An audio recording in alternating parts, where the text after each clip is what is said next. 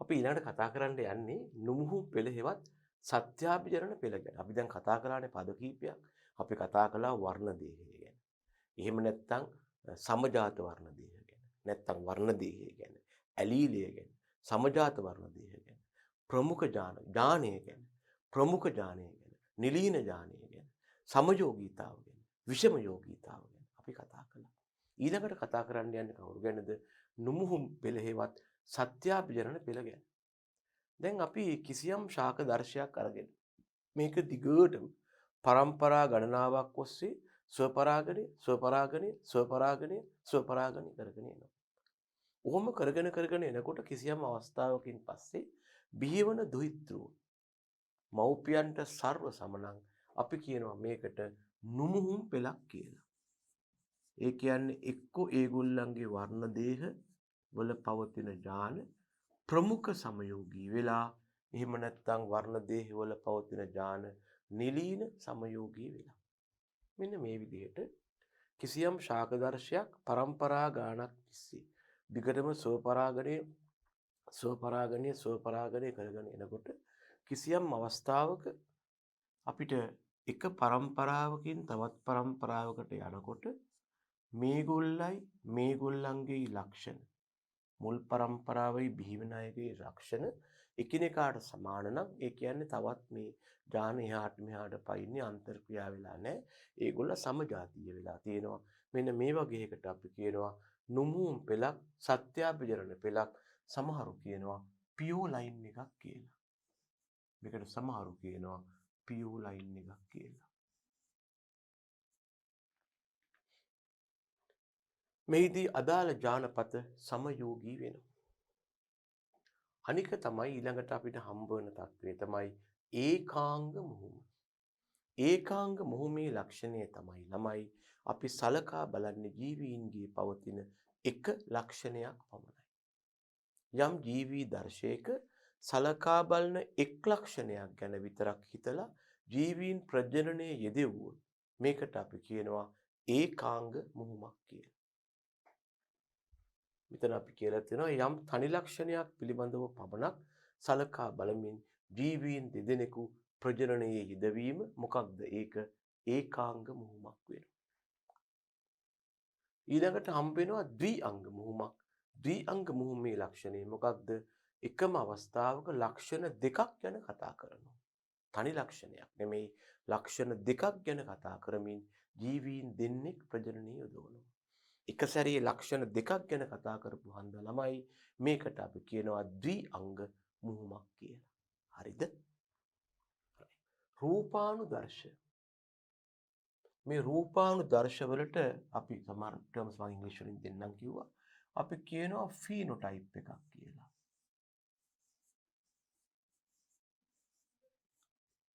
මෙහිමයි මේවා අර්ථ දැක්වීම නෙමෙයි දල වශයෙන් හඳුනා ගැනීම කියලා කියමු. යම් ජීවී ගහණයක ප්‍රවේණි දර්ශය කුමක් වුවත් ඔවුන් බාහිරින් පෙන්눔 කරන රූපීය ලක්ෂණයට අපි කියනවා රූපානුදර්ශය කියලා. හැබැයි මේක නම් පොඩි අර්ථ දැක්වීමක්. මේක දැන් මේ කතා කරන්නේ රූපානුදර්ශය ගැනත් මොකද්ද මේ ප්‍රවේණි දර්ශයක් ගැන කතා කරන්නේ. එහෙම තමයි පොත්වල මේ වර්ගීකරණය සඳහන් වෙන්නේ.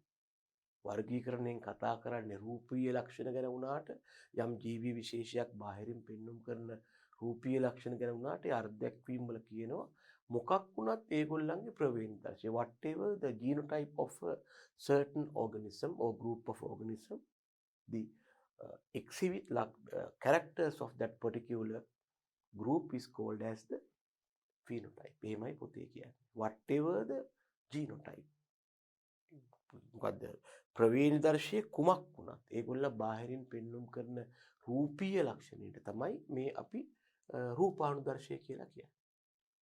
එතකොට මේ විවිධ ජීවී ගහණයක තියෙන රූපානුදර්ශ අතර පවතින සරලම අනුපාතයට අපි කියනවා රූපානුදර්ශ අනුපාතය හෙවත් ෆීනෝටිපික් රේෂියෝ එක කියලා. මේකට අපි කියනවා ෆීනෝටිපික් රේෂියෝ එක කියලා. දැන් හිතන්නකො ළමයි. එක මිනිස්සෙක් ඉන්නවා නැත්නම් එක ශාකයක් තියෙනවා එයා උසයි. එයාගේ ප්‍රවේණික තත්ත්වය අපි දන්නේ නැහැ කොහොමද මේ උස කියන ලක්ෂණය පෙන්눔 කරන්න ඥාන සකස් වෙලා තියෙන්නේ. එයාගේ ප්‍රවේණික තත්ත්වයට තමයි මේ ප්‍රවේණ දර්ශය කියන්නේ. අපි දන්නේ එයා උසයි කියන එක විතරයි. ඒක ඒ කියන්නේ ප්‍රවේණ දර්ශය කුමක් වුණත් මෙයා බාහිරින් පෙන්눔 කරන ලක්ෂණය උස නම් අන්නේ උසට අපි කියනවා රූපානුදර්ශය කියලා. Whatever the genotype of a particular organism, the character which is exhibited by the outside is called as the phenotype. මෙහෙමයි පොතේ කියන්නේ. ඒ ජීවියා බාහිරින් පෙන්වු කරන ලක්ෂණේ. අපි දන්නේ නෑ එයාගේ ජෙනටිකල් කම්පොසිෂන් එකේවත් ජානමය සංයුතිය මොකක්ද කියන්නේ. බාහිරින් දකින්නේ උසයි. උස කියන එක රූපානුදර්ශය. හරි සරල දෙයක්. හරිද? එතකොට මේවට සමහර කට්ටිය කියනවා මේ ලක්ෂණ වලට ට්‍රේට්ස් කියලා. අපි මෙතෙන්දී කතා කරන්නේ එයා බාහිරින් පෙන්වුම් කරන ලක්ෂණේ විතරයි. ඇතුලේ ඥාන තියෙන විදිය ගැන අපි දන්නේ නැහැ. එතකොට අපි ජීවී ගහණයක් ගත්තාම ජීවී ගහණේ උස කට්ටිය 5 දෙනෙක් ඉන්නවා, මිටි කට්ටිය දෙන්නෙක් ඉන්නවනම් අපි කියනවා උස 5ට මිටි 2යි. මේ වගේ කිසියම් ජීවී ගහණයක් තුල හම්බ වෙන ඒ රූපානුදර්ශ අතර තිබිය හැකි සරලම අනුපාතයට අපි කියනවා රූපානුදර්ශ අනුපාතය කියලා. තේරුණාද? මේක අනුපාත වශයෙන් දක්වනවා. හරිද? ඊළඟට අපි එනවා ළමයෝ මං හිතන්නේ ප්‍රවේණි දර්ශය. ඔව්. මේකට අපි කියනවා ජීනෝටයිප් එක කියලා.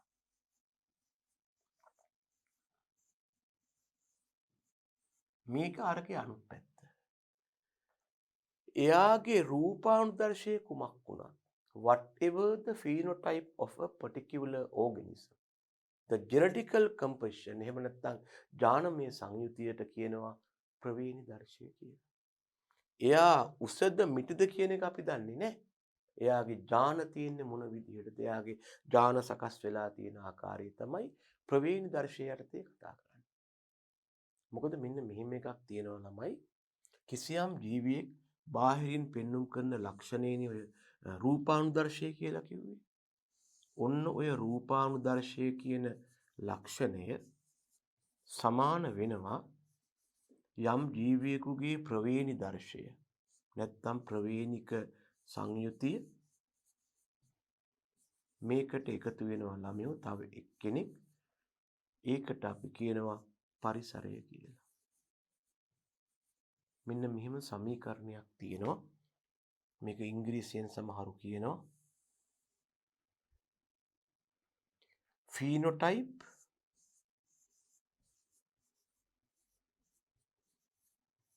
is equal to genotype plus environment කියලා.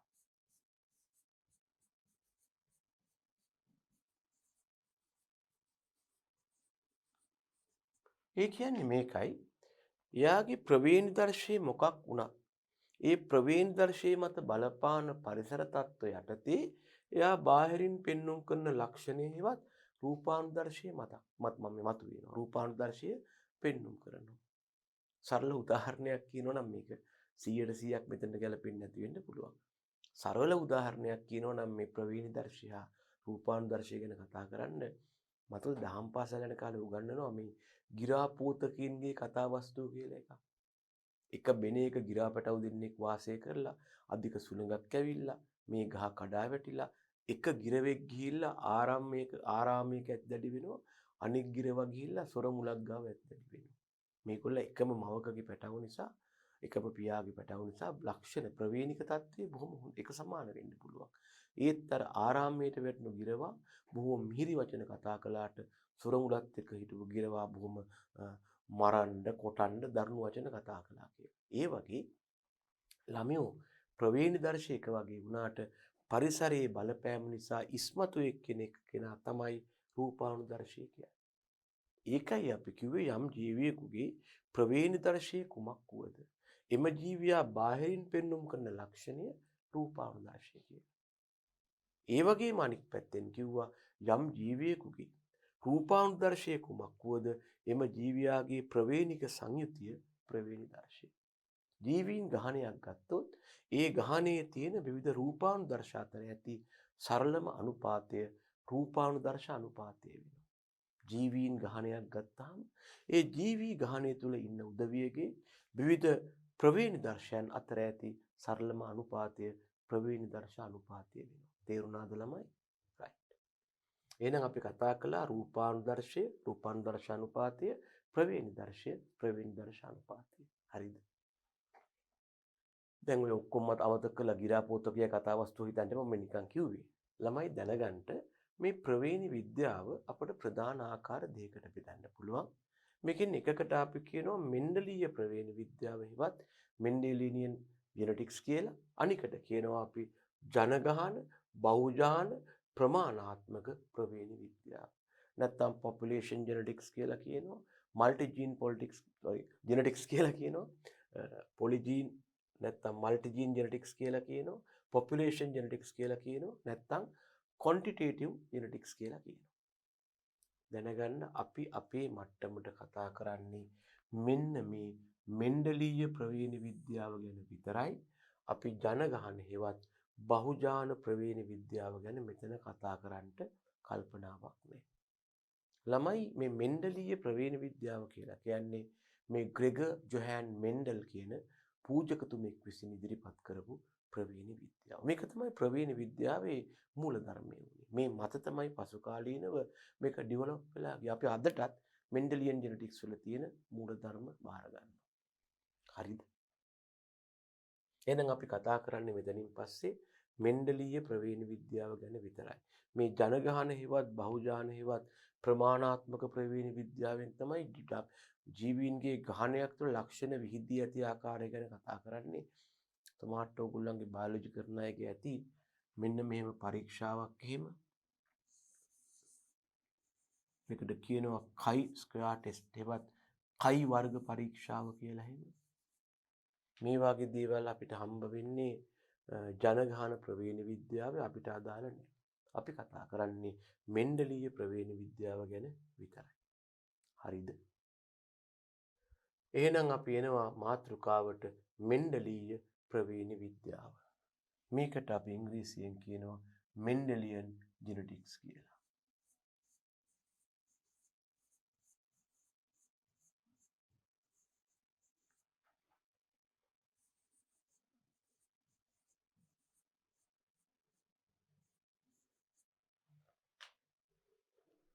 ළමයෝ මේක ඉදිරිපත් කරලා තියෙන්නේ ග්‍රෙගර් ජොහෑන් මෙන්ඩල් නම් විද්‍යාඥයා නැත්නම් පූජකතුමා විසින් තමයි ඉදිරිපත් කරලා තියෙන්නේ. දැන් මේ ගැන පොඩි පැහැදිලි කිරීමක් කරනවා නම් මෙතුමා ඕස්ට්‍රියාවේ වාසය කරපු පූජකවරයෙක්. ඒකට මෙතුමා තමන්ගේ පූජක කටයුතු වල යෙදෙන ගමන්ම මෙතුමා මොකද කළේ? මෙතුමා ඉස්සර වැඩ කළේ නගරේ. මෙතුමාට පසුව ඊටාම ඕස්ට්‍රියාවේ ගම්බද ප්‍රදේශයක පල්ලියකට මාරු වීමක් ලැබුණා. ඊට පස්සේ මෙතුමාට මේ ගහකොළත් එක්ක මේ ස්වභාවික පරිසරයත් එක්ක කටයුතු කරන්නට අවස්ථාවක් ලැබුණා. එහෙම කටයුතු කරද්දී මෙතුමා කල්පනා කළා ඇයි මේ දුහිතෘ ශාක මව් ශාක වගේම වෙන්නේ කියලා. මෙන්න මේ ගැන වැඩ කරන්න ගියාම එතුමාට හම්බ වුණා මේ ප්‍රදේශයේ පැවෙන එක්තරා ශාකයක්. මේ ශාකයට අපි කියනවා පිසුම් සැටයිවම් හෙවත් ගෙවතු මෑ ශාකය කියලා. මේ ශාකය ඒ ප්‍රදේශයේ වගා වුණා. මෙන්න මේ ශාකය යොදාගෙන මෙන්ඩල් පූජකතුමා විවිධාකාර පරීක්ෂණවල යෙදුණා. ඒ පරීක්ෂණවල යෙදෙනවටත් වඩා එතුමාට විශාල අභියෝගයක් වුණේ මේ ප්‍රවේණි විද්‍යාත්මක පරීක්ෂණ විද්‍යාත්මකව පැහැදිලි කරන්න. තමයි දැනගන්න පරීක්ෂණයක් කළාට පස්සේ ඒකෙන් ලැබෙන නිරීක්ෂණ අපිට තියෙනවා විද්‍යාත්මකව පැහැදිලි කර දීමක්. මේකට සමහරු කියනවා ඉන්ටර්ප්‍රිටේෂන් කියලා. මෙන්න මේක තමයි එතුමාට තිබිච්ච අමාරුම කොටස. මේ ලබාගත් දත්ත විස්තර කරන්නේ කොහොමද කියන එක. මොකද ඒ කාලේ වෙනකොට ළමයි හරියට අන්වීක්ෂයවත් ඩෙවලොප් කරලා නැහැ. ඉතින් ඒ නිසා මේක අඳුරේ අතපත ගන්නවා වගේ වැඩක් වුණා. එතුමාගේ කාලය වෙනකොට ඥාන ගැන වර්ණ දෙය ගැන කතා කරලා නැහැ. ඒ නිසා එතුමා කිව්ව දන්න විදිහට එතුමා කිව්වා මේ ලක්ෂණ පාලනය වන දේවල් වගේක් තියෙනවා. එතුමා ඒකට යොදාගත්ත වචනේ ඥාන නෙමෙයි සාධක කියලා කිව්වා. එතුමා මේකට යොදාගත්ත වචනේ සාධක. එහෙම නැත්නම් ෆැක්ටර්ස් කියලායි කිව්වේ එතුමා. ඉතින් එතුමා කරපු වැඩේ මේ ප්‍රධාන නැත්නම් සුප්‍රසිද්ධ මුහුම් දෙකක් පරීක්ෂණ දෙකක් කරලා මේ මත සංකල්ප ඉදිරිපත් කරලා ගණනය කිරීම කරලා නියමයන් දෙකක් ඉදිරිපත් කළා. මේකෙන් පළවෙනි එකට කියනවා මෙන්ඩල්ගේ පළමු නියමය, නැත්නම් ප්‍රමුඛතා නියමය, එහෙම නැත්නම් ස්වාධීන වියුක්ත වීමේ නියමය කියලා. දෙවෙනි එකට කියනවා මෙන්ඩල්ගේ දෙවන නියමය, නැත්නම් ස්වාධීන සංරක්ෂණය වීමේ නියමය කියලා. ඉතින් මේ වාගේ වැදගත් ලේඛන නැත්නම් වැදගත් තොරතුරු සකස් කරලා එතුමා මිය ගියා. දැන් වෙලා තිබුණේ මොකද්ද ළමයි? එතුමා මිය යනකම් මේ සොයා ගැනීම ගැන හෝ මේ ගැන හෝ හුඟක් අය දැනන් හිටියේ. එතුමා සාමාන්‍ය පූජකවරයෙක් වශයෙන් සාමාන්‍ය පරිදි මිය ගියා.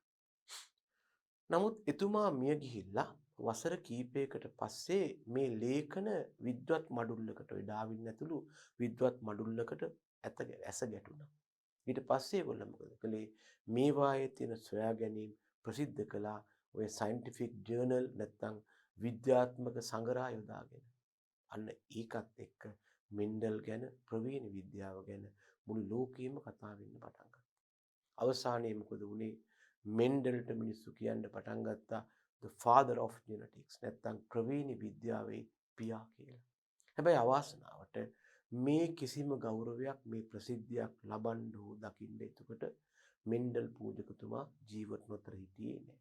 සාමාන්‍ය අප්‍රසිද්ධ පූජකවරයෙක් වශයෙන් එතුමා ස්වර්ගස්ථ වුණා පමණයි. හරිද? අපි ඒකත් එතුමාට ගෞරවයක් වශයෙන් ඔළුවේ තියාගෙන ඊටු ටික කතා කරමු. එතකොට මේ පූජකතුමා මේ සඳහා යොදාගත්ත මොකද්ද? පිසුම් සැටයිවම් හෙවත් ගෙවතු මෑ ශාකය. අපෙන් ප්‍රශ්නත් අහන්න පුළුවන් ඇයි මෙන්ඩල් පූජකතුමා තම පරීක්ෂණ සඳහා මේ පිසුම් සැටයිවම් නැත්තම් ගෙවතු මෑ ශාකය යොදාගත්තේ කියලා. මෙන්න ඒකට හේතුව. පළවෙනි හේතුව තමයි මේ ශාකය. මේ ගෙවතු මෑ ශාකය මේ පූජකතුමා වාසය කළ ප්‍රදේශයේ පහසුවෙන්ම වගා කරන්න පුළුවන්. ඒ නිසා එතුමාට පහසුවෙන් මේක තම තමන්ගේ පරීක්ෂණ කටයුතු වලට යොදා ගන්න පුළුවන්. දෙවන හේතුව තමයි ළමයෝ ඒක ඒ ප්‍රදේශයේ පහසුවෙන් වගා කරන්න පුළුවන්. විශේෂ සාත්තු ක්‍රියාවක් නැතුව පොහොර දාලා එහෙම දඟලන්නේ නැතුව මේක බොහොම ලස්සනට ඒ ප්‍රදේශයේ වගා කරන්න පුළුවන් වුණා. තුන්වෙනුව මේකට තිබුණේ කෙටි ජීවන චක්‍රයක්. ඒ නිසා අපිට මොකක් හරි මුහුමක් කරලා ඒකේ ප්‍රතිඵල ලැබෙනකන් බලාගෙන ඉන්න ඕනේ නෑ විශාල කාලයක්. ඉතා ඉක්මනින් අපිට ඒකේ ඵල හෝ බීජ හෝ ලබා ගන්න පුළුවන් වුණා. මේ ශාකය ස්වභාවිකවම ස්වපරාගණය වුණා. මේ ශාකයේ ස්වභාවිකව ස්වපරාගිකයි. ඒ නිසා ඉතා පහසුවෙන් මෙයාට ස්වපරාගණය කරලා නොමුහුම් පෙළපත්. ඒ කියන්නේ පරම්පරාවෙන් පරම්පරාවට ගමන් කළාට අර දුහිත මාපියන්ට සර්ව සම දුහිතෘන් හමුවන පෙළපත් ඒවත් නොමුහුම් පෙළපත් ලබා ගන්න පුළුවන්. ඒක වාසියක් වුණා. හැබැයි මෙයා ස්වභාවයෙන්ම ස්වපරාගණය වුණාට ළමයෝ අවශ්‍ය වෙලාවට පරපරාගණයක් කරන්න පුළුවන්. එතකොට ඒ නිසා යාට පුළුවන් වුණා එතුමාට පුළුවන් වුණා අවශ්‍ය විදිහට මේ ශාකයේ ලක්ෂණ නැත්තම් පරාගණය හසුරුවන්න. මේ ශාකයේ පෙන්눔 කළා එකිනෙකාට ප්‍රතිවිරුද්ධ ලක්ෂණ 7ක්. මේ ලක්ෂණ පෙන්වීමේ විශේෂ ලක්ෂණය තමයි එතුමාට ගැලපුණේ ඒ ලක්ෂණ extremely නැත්නම් extreme characters කියනවා. අපි ගත්තොත් මොකක් හරි ලක්ෂණයක් උස නම් උස, මිටි නම් මිටි. සමහර ශාක උස නම් ගොඩාක් උසයි. මිටි නම් ගොඩාක් මිටි. මේ අතරමැදි තත්ත්ව නැහැ. ඒ නිසා එතුමාට මේ ලක්ෂණ වෙන් කරගන්න, විශ්ලේෂණය කරන්න, හදාරන්න, ගණනය කරන්න පහසු වුණා. මේවට අපි කියනවා extreme characters කියලා.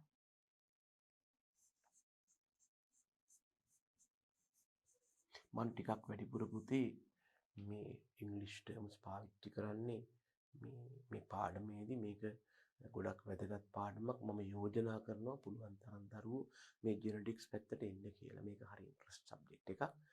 පොඩ්ඩක් ඔය ගණන් తీරනවා තමයි. නමුත් මේක හරියට ක්ලික් වුණාට පස්සේ එහෙම ගැටලුවක්. ඉතින් ඔයගොල්ලන්ගේ අර උසස් අධ්‍යාපන කටයුතු පහසු වෙන්නේ මම මේ සමහර ටර්ම්ස් මෙතන කතා කරන්නේ. හරිද?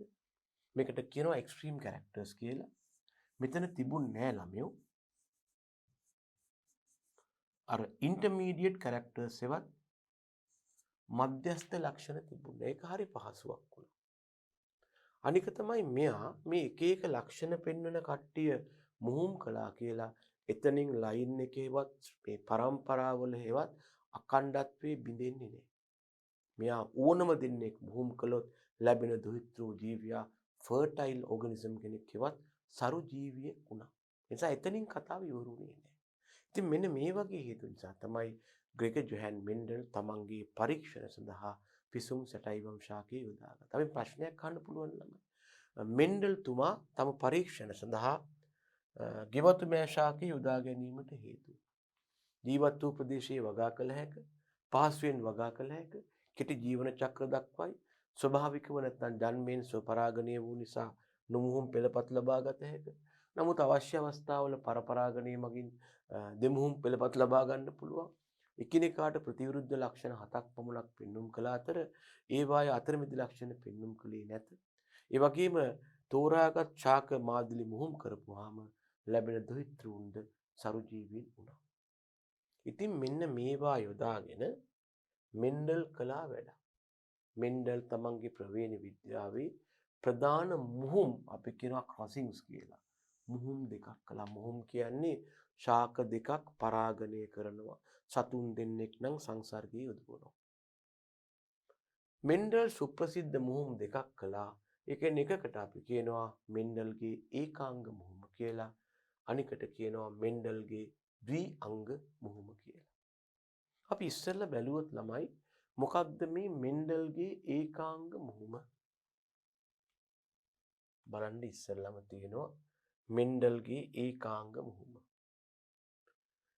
මෙන්න මෙතෙන්දී මෙන්ඩල් කළේ ඒකාංග මුහුම යටතේ කළේ එක් ලක්ෂණයක් පමණයි සලකා බලන්නේ. හොඳට මතක තියාගන්න ඒකාංග එක අංගයයි එක් ලක්ෂණයක් පමණයි සලකා බැලුවේ.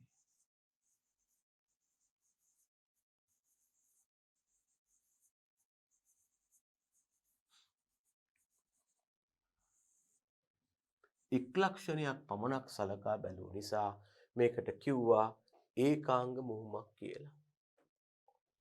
මගේ ප්‍රශ්නය තමයි මෙහිදී මෙන්ඩල් සලකා බැලූ මේ එක ලක්ෂණය මොකක්ද? මෙන්ඩල් සලකා බැලූ මේ ලක්ෂණය තමයි ළමයෝ ශාකයේ උස. මෙන්න මේක තමයි සලකා බැලූ ට්‍රේට් එක හේවත් කැරක්ටර් එක ශාකයේ උස. දැන් කෙනෙක් අහන්න පුළුවන් ඉතින් මෙතන උස කිව්වට ලක්ෂණ දෙකක් තියෙනවානේ. උසක් තියෙනවා මිටික් තියෙනවා. ලක්ෂණ දෙකක් බලලා වාගේ නෑ. මෙහිමයි ළමයි. ශාකයේ උසට ඉංග්‍රීසියෙන් කියනවා අපි height of the plant කියලා.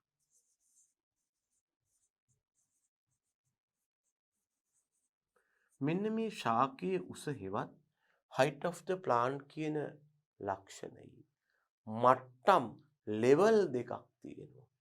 ශාකයේ උස කියන ලක්ෂණයි මට්ටම් දෙකක් තියෙනවා. ලෙවල්ස් දෙකක්. එක මට්ටමක් උස අනික් මට්ටම මිටි. මේවා ලෙවල්ස් හෙවත් ලක්ෂණයේ තියෙන මට්ටම්. දැන් මෙතන උස කියලා මෙතන උස කිව්වට මේ පද දෙකේ අර්ථයන් දෙකක්. මෙතන ශාකයේ උස කියන්නේ height of the plant කියන එකයි. ගස්වල උස ගැන කතා කරන්නේ. මෙතන උස කියලා කියන්නේ උසයි. ලොකු height එකක් තියෙනවා. මේකට අපි ඉංග්‍රීසියෙන් කියන්නේ tall කියලා. එතකොට තේරෙනවා ඔබට. මේකත් ශාකයේ උස යටතේ හමු වන තව මට්ටමක් තමයි මිටි. මේකට අපි ඉංග්‍රීසියෙන් කියනවා short එහෙම නැත්නම් dwarf කියලා. අපි short කියන පදේ ගමු සරල පදේ. short. එතකොට height of the plant කියන ලක්ෂණයේ levels දෙකක් තමයි tall or short කියන්නේ. ශාකයේ උස කියන ලක්ෂණයේ මට්ටම් දෙකක් තමයි උස මිටි කියන එක. තේරුණාද? ලක්ෂණ එකයි මොකක්ද? ශාකයේ උස. මට්ටම් දෙකයි උසද මිටිද කියන එක. නැතුව මෙතන උස බව හෝ මිටි බව කියන්නේ ලක්ෂණ නෙමෙයි. ලක්ෂණ එක හමු වන මට්ටම්. සලකා බැලුවේ ශාකයේ උස කියන තනි ලක්ෂණය පමණක් නිසා කිව්වා මේකට ඒකාංග මුහුමක් කියලා. තේරුණාද ළමයි? හොඳයි. මෙතන කියනවා ලක්ෂණ එකක් පමණක් සලකා බලමින් සිදු කළ මුහුමකි. මෙහිදී මෙන්ඩල් නුමුහුම් උස ශාකයක් නුමුහුම් මිටි ශාකයක් සමග ප්‍රජනනයේ යෙදුණා. ලැබපු සියලුම ශාක උස ශාක වුණා. මෙන්ඩල් කළේ මෙහෙම දෙයක්. නුමුහුම් උස ශාකයක් ගත්තා. නුමුහුම් උස කියලා කියන්නේ පරම්පරා ගානක් තිස්සේ ස්වපරාගණය කරගෙන ආව දිගටම හම්බෙන කට්ටිය උසම තමයි. මේකල නුමුහුම් පෙළපතක්. ඇයි පුළුවන් කිව්වනේ මෙන්ඩල්ට මේ පිසුම් සැටයිවර් ශාකයට ඕන වෙලාවක ස්වපරාගණය කරවන්න පුළුවන්, කැමති නම් පරපරාගණය කරවන්නත් පුළුවන්. ඉතින් මෙහෙම පෙළපත් හේවත් පරම්පරා ගානක් ඔස්සේ ස්වපරාගණය කරපු ශාකයක් හෙවත් නුමුහුම් උස ශාකයක් ගත්තා අය. අරගෙන මේක ප්‍රජනනයේ යෙදෙව්වා නුමුහුම් මිටි ශාකයක් එක්ක.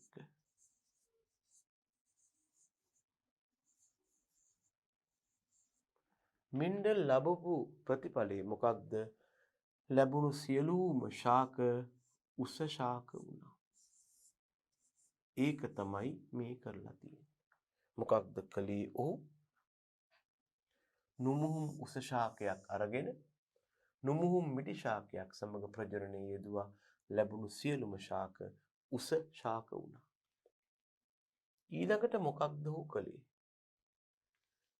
මේ පරම්පරාවේ උස ශාක එයා ස්වපරාගණය කළා. එතකොට ඊළඟට ලැබුණු පරම්පරාවේ උස ශාකත් තිබ්බා, මිටි ශාකත් තිබ්බා. මේක සම්පූර්ණයෙන්ම කතා කරනවා නම් මෙන්න මෙන්ඩල් කරපු සමස්ත ක්‍රියාව. මේ බලන්න ළමයි තේරුම් ගන්න මේක. එයා ගත්තා පරම්පරා ගානක් ස්වපරාගණය කරපු ශාකයක්, නැත්නම් නුමුහුම් උස ශාකයක්.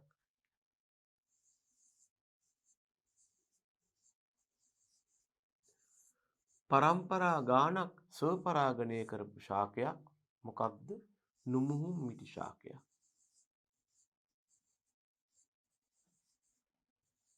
මේ දෙන්න ප්‍රජනනය කළා. එතකොට මේගොල්ලන්ට කියනවා අපි පේරන්ට්ස්ලා කියලා. එහෙනම් මේක P1 පරම්පරාව. මේ තියෙන්නේ ඒකෙන් ලැබෙන F1 හෙවත් ෆිලියල් 1 ජෙනරේෂන් එක. ලැබුණු සියලුම ශාක රූපානුදර්ශය අතින් උස වුණා.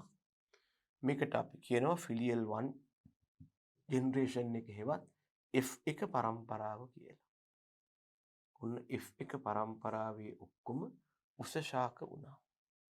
දැන් මොකද කළේ? ඊළඟට මෙයා මේ F1 පරම්පරාව එයත් එක්කම ස්වපරාගණය කළා. එයත් එක්කම ස්වපරාගණය කියලා දක්වන්නේ මෙන්න මේ විදිහටයි. මේ දක්වලා තියෙන්නේ ස්වපරාගණය කළ බව. නැතුව මෙතනට වෙන පිටින් උස ශාකයක් ගෙනාවේ නැහැ. ඒ ඉන්න එක්කෙනත් එක්කම සෙල්ෆින් හෙවත් ස්වපරාගණය කළා. ලැබුණා තමයි F2 පරම්පරාව. මොකද වුනේ? F2 පරම්පරාවේ උස 6 හිටියා. අනේ මිටි අයත් හිටියානේ. එහෙනම් මේක F2 පරම්පරාව ෆිලියල් 2 ජෙනරේෂන් එක.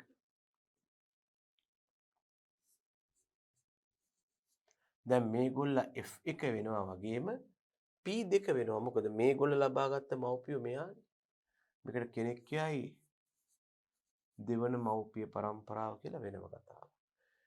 ඉතින් මෙතෙන්දි මෙන්ඩල්ට හම්බ වුණා උස ශාකයි මිටි ශාකයි දෙගොල්ලන්ගේම ගහණයක්. මෙන්ඩල් නිකමට වගේ ළමයි මේ උස හා මිටි ශාක අතර තියෙන රූපානුදර්ශ අනුපාතය ගණන් කළා. එයාට ලැබුණා උස ශාක 3කට මිටි ශාක 1ක රූපානුදර්ශ අනුපාතයක්. මේක අහම්බයක්ද කියලා බලන්න මෙන්ඩල් ආයෙත් මේක කළා. ඒත් ලැබුණා උස 3කට මිටි 1ක්. ඒ කියන්නේ ශාක 4ක් නෙමෙයි අපි ගත්තොත් එහෙම ශාක 400ක් කියලා හිතන්නකෝ. 300ක් උස වෙද්දි මිටි 100යි හම්බ වෙන්නේ. ශාක 1000ක් නම් 750ක් උස වෙද්දි 250යි මිටි වෙන්නේ. ඉතින් මෙන්ඩල් බැලුවා මේක අහම්බයක් නෙවෙයි. නිතරම ඇයි මේ වගේ රූපානුදර්ශයක් ලැබෙන්නේ? මෙන්ඩල්ට වෙලාවක් ගත වුණේ කාලයක් වැය වුණේ මේ පරීක්ෂාව කරන්නට නෙවෙයි මේ මගින් ලබාගත් මෙන්න මේ ප්‍රතිඵලය විස්තර කරන්න. මේ ප්‍රතිඵලය විස්තර කරන්න ගියාම මෙන්ඩල් විවිධ ආකාරයෙන් මේකට සංකේත යොදාගෙන මේ ගැන කල්පනා කළා. මෙන්ඩල්ට මේකට පොටක් පෑදුනේම නැහැ. මෙන්ඩල් මෙතනින් පස්සේ කල්පනා කළා මේ සෙල්ලම කරන්න නම් මට උපකල්පන ඇති කරගන්න වෙනවා. මට නියත නැත්තම් නියමයන් ඉදිරිපත් කරන්න වෙනවා. මෙන්න මේ යටතේ මේක පැහැදිලි කරන්න ගිහිල්ලා මෙන්ඩල් යම් උපකල්පන ඉදිරිපත් කළා. ඒ යටතේ මෙන්ඩල් ගොඩනැගූ උපකල්පන මෙහෙමයි. උපකල්පන නැත්තම් මේ සෙල්ලම මෙතනින් එහාට කරගෙන යන්න බෑ. උපකල්පනයක් මත තමයි මේක පවත්වන්නේ. දැන් පොඩි කාලේ කරලා තියෙනවද හොරා පොලිස් සෙල්ලම? ඔය ළමයි ටිකක් පොඩි දරුවෝ එකතු වුණාම අපි නම් කරනවා. ඉතින් අපි උපකල්පනයක් කොට එක්කෙනෙක් කියනවා මම තමයි පොලිස්. ඔයා හොරා. අපි ඊට පස්සේ එයා පොලිස් බවට පත් වෙලා එයා ඒකට හැසිරෙන්න ගැළපෙන හැසිරීමක් දක්වනවා. මම හොරා බවට පත් වෙලා ගැළපෙන හැසිරීමක් දක්වනවා. තව එක්කෙනෙක් කියනවා මම තමයි විනිශ්චයකරු. එයා නඩුකාරයට ගැළපෙන හැසිරීමක් දක්වනවා. දැන් අපි මේ සෙල්ලම කරන්නේ කොහොමද? අපි මේ ක්‍රීඩාවේ යෙදෙන්නේ අර උපකල්පන මත. විතරම පොලිස් වලට අපුට්ටුන එක්කෙනා ඒකට ගැළපෙන හැසිරීමක් දක්වනවා. හොරු අල්ලගන්න හදනවා, හොරු දුවනවා, අල්ලන් ඇවිල්ලා උසාවියේ නඩු අහනවා. ඉතින් බලන්න මේ ක්‍රීඩාව කරගෙන යන්න නම් එතනින් පස්සේ උපකල්පන හදාගෙන අපි ඒකට ගැළපෙන්න හැසිරෙන්න ඕන. නේද? දැන් ඒ වාගේ මෙතන මේ පැහැදිලි කිරීම කරන්න ගියාම මෙන්ඩල්ට සිද්ධ වුණා යම් උපකල්පන ඉදිරිපත් කරන්න. මෙන්ඩල් ඒ යටතේ මේ හැසිරීම පැහැදිලි කරන්න මෙන්න මෙහෙම උපකල්පන කීපයක් ඉදිරිපත් කරනවා. මේවට කියනවා අපි මෙන්ඩලීය උපකල්පන කියලා. මෙන්ඩල් කියනවා ජීවීන්ගේ ලක්ෂණ පාලනය වන්නේ සාධක මගින් කියලා. මේ සාධක වලට අද නම් අපි කියනවා ජාන කියලා.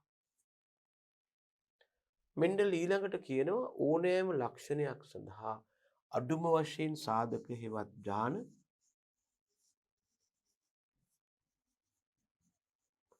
දෙකක්වත් තියෙනවා කියලා.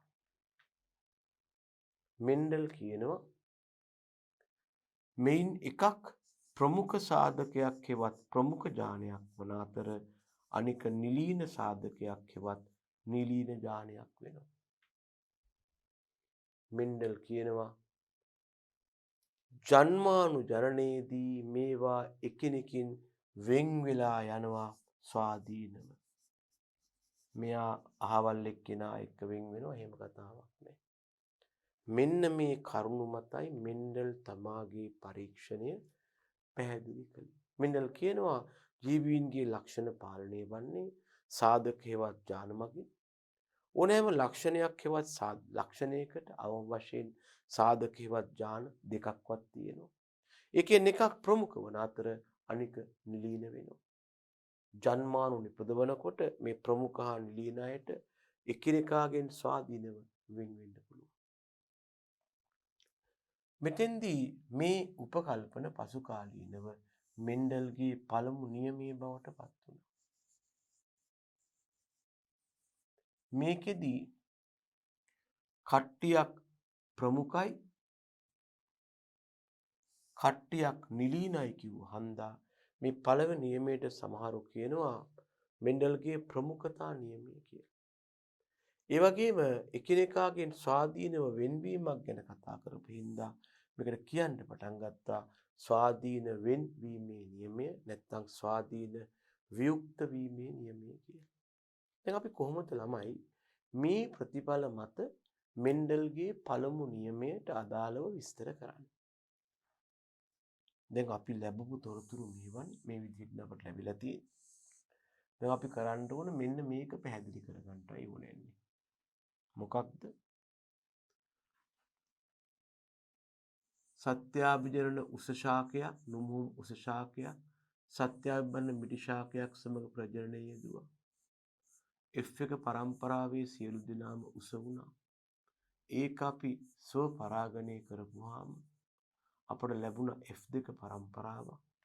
F2 පරම්පරාවේ උස ශාක 3කට මිටි ශාක 1ක් වන රූපානුදර්ශ අනුපාතයක් ලැබුණා. දැන් කොහොමද මේ ලක්ෂණය පැහැදිලි කරන්නේ? මෙන්ඩල් කිව්වා ජීවීන්ගේ ලක්ෂණ පාලනය වන්නේ සාධක හේවත් ඥාන මගිනි.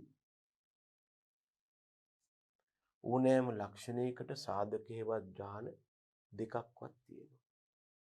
ඒ කියන්නේ එකක් ප්‍රමුඛයි අනික නිලීනයි.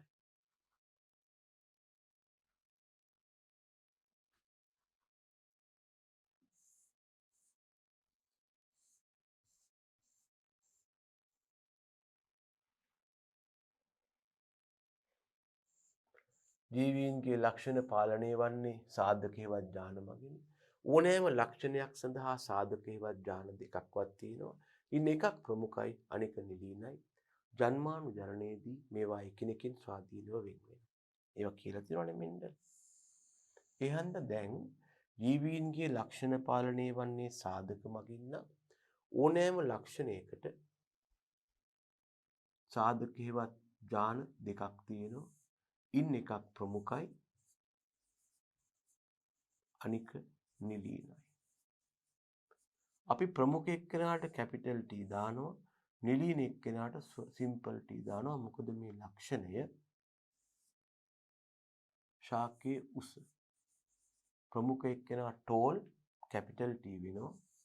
නිලීන එක්කෙනා ෂෝට් නැත්නම් මිටි සිම්පල් T වෙනවා. එහෙනම් අපි කියනවා මේ යටතේ හම්බ වෙනවා දෙන්නේ.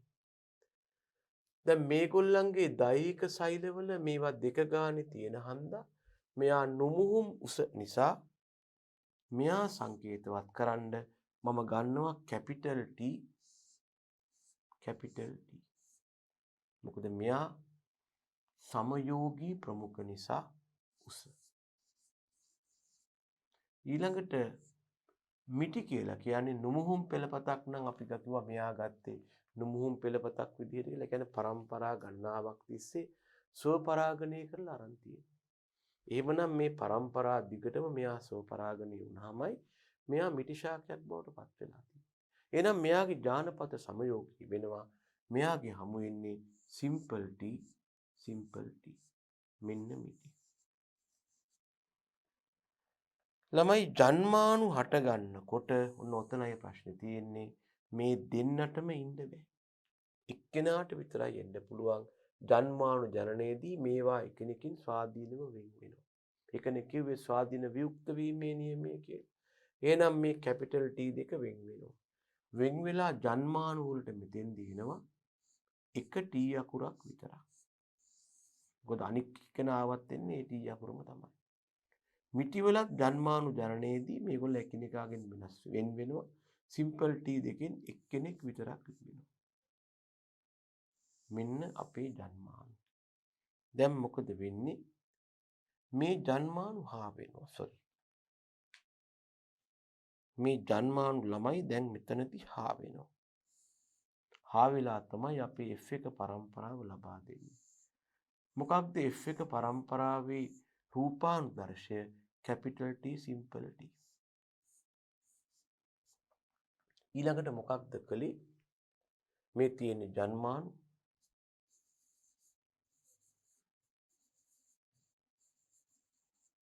මේ තියෙන්නේ මාපිය ශාක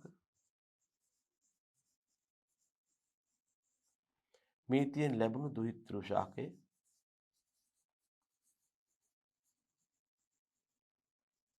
අපි මොකක්ද කළේ? මේ දුහිතෘ ශාකය ස්වපරාගණය කළා. ඒ කියන්නේ කැපිටල් T සිම්පල් T ආපහු කැපිටල් T සිම්පල් T සමග ස්වපරාගණය කළා. දැන් මොනවද ලැබෙන ජන්මානු? කලින් කැපිටල් T වෙන් වුණා. දැන් මෙතනත් එහෙමයි කැපිටල් T සිම්පල් T වෙන් වෙනවා.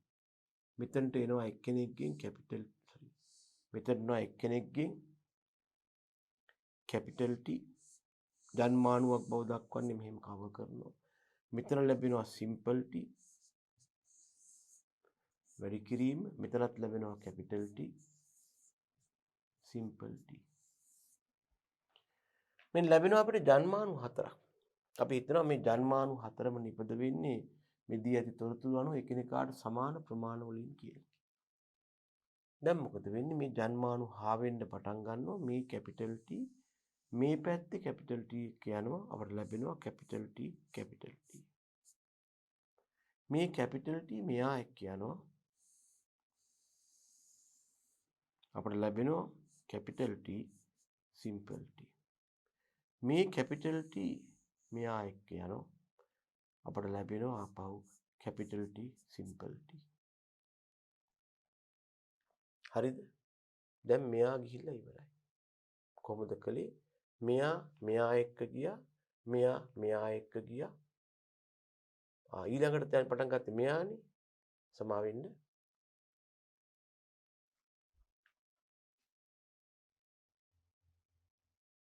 දැන් මෙයාගේ වැඩ ඉවරයි. මෙයා එක්ක ආවා මෙයා එක්ක ආවා. ඊළඟට මෙයාත් ඉන්නවානේ. මෙයාට පුළුවන් මෙයා එක්ක යන්න. කැපිටල් T සිම්පල් T ආයි මෙයාට පුළුවන් මෙයා එක්ක යන්න. Simple T simple T. ඔන්න ලැබෙන උදවිය F2 පරම්පරාවේ. මේ ඉන්නේ F2 පරම්පරාව.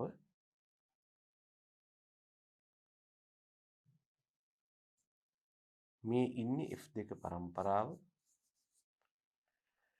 අපි දන්නවා කැපිටල් T කියන්නේ ප්‍රමුඛයි. කැපිටල් T එක්කෙනෙක් හරි ඉන්නවා නම් උස වෙනවා.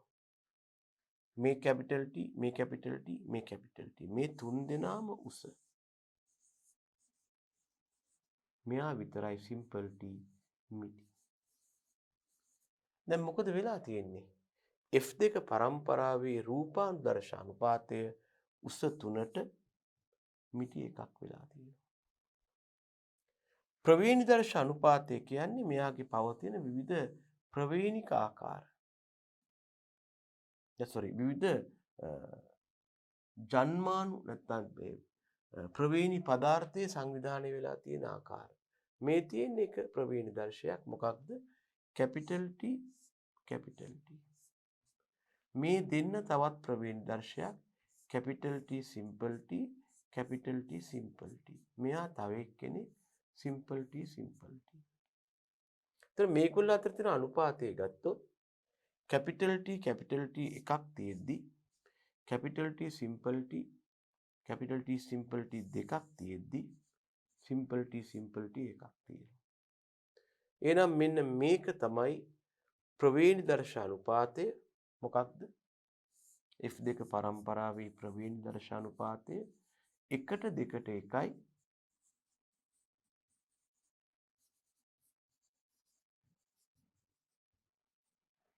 රූපානුදර්ශ අනුපාතය 3ට 1යි.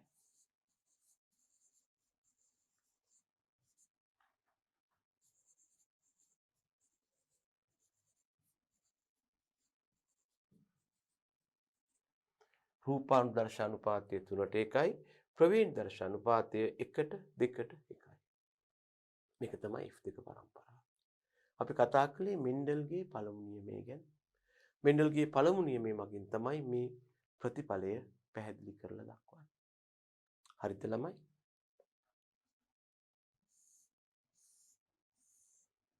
මේ උස 3ට මිටි එකක් ලැබිලා තියෙනවා. ප්‍රවේණිදර්ශය රූපානුදර්ශය වශයෙන් ප්‍රවේණිදර්ශය 1ට 2ට එකක් ලැබිලා තියෙනවා. මේ අනුව මෙන්ඩල් තමාගේ පළමු නියමය ඉදිරිපත් කරනවා. ජීවීන්ගේ ලක්ෂණ පාලනය වන්නේ අංශුමය සාධක හේවත් ඥාන මගින්. ඕනෑම ලක්ෂණයක් සඳහා සාධක දෙකක් තියෙනවා. ඉන් එකක් ප්‍රමුඛ වන අතර අනික නිලීන වෙනවා. ඒ වගේම ජන්මාණු ජනනයේදී මේ අංශුමය සාධක එකිනෙකාගෙන් ස්වාධීනව වෙන් වෙනවා.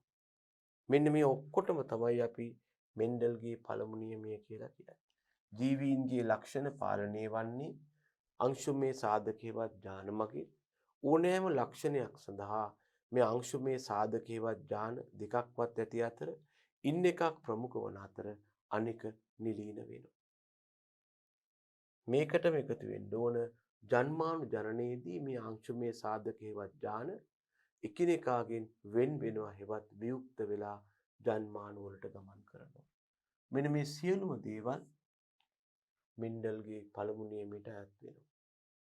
එමනම් කිසියම් ඒකාංග මුහුමක් මෙන්ඩල්ගේ පළමු නියමයට අනුකූලව හැසිරලා තියෙනවා නම් F2 පරම්පරාවේ රූපානුදර්ශ අනුපාතය 3ට 1ක් වෙනවා. ප්‍රවේණි දර්ශ අනුපාතය 1ට 2ට 1ක් වෙනවා. ඒ මොකක්ද? මෙන්ඩල්ගේ පළමු නියමයට අනුකූලව යම් ඒකාංග මුහුමක් හැසිරුණා නම් රූපානුදර්ශ අනුපාතය 3ට 1යි ප්‍රවේණි දර්ශ අනුපාතය 1ට 2ට 1යි. ඔය අපි කතා කළේ මෙන්ඩල්ගේ ඒකාංග මුහුමක් ගැන. මෙන්ඩල් ඊළඟට කල්පනා කළා තවත් දෙයක්. ඒක තමයි මෙන්ඩල්ගේ ද්විඅංග මුහුම. ඊළඟට කියනවා මේ අනුව කිසියම් ඒකාංග මුහුමක් මෙන්ඩල්ගේ පළමුවන නියමයට අනුව හැසිරලා නම් F2 පරම්පරාවේ රූපානුදර්ශ අනුපාතය 3ට 1යි ප්‍රවේණි දර්ශ අනුපාතය 2ට 1ට 1යි කියලා කියන ළමයි මම අර කිව්ව 1ට 2ට 1 තමයි මෙතන 2ට 1ට 1 කියන්නේ.